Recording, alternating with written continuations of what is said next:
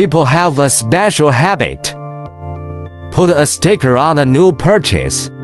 The plastic film on the TV remote is never removed. Mobile phone protective shell protective film cannot be less. And our commonly used glass will also be affixed with explosion-proof film. The purpose of applying a film to glass is to safety, sound insulation, explosion-proof. But what you don't know is, there is a cut of glass itself with safety and anti-explosion effect. It is PVB laminated glass. Between two sheets of glass, clip film like a sandwich.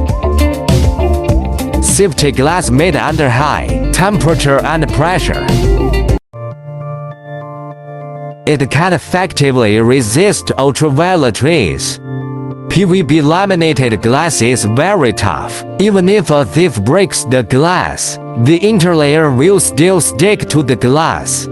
After the glass is broken, it only produces fine cracks similar to spider webs. It won't scatter and hurt people. Make tempered glass stronger. PVB films are available in various colors. Can be used in curtain wall, fence, canopy, etc. Various application scenarios.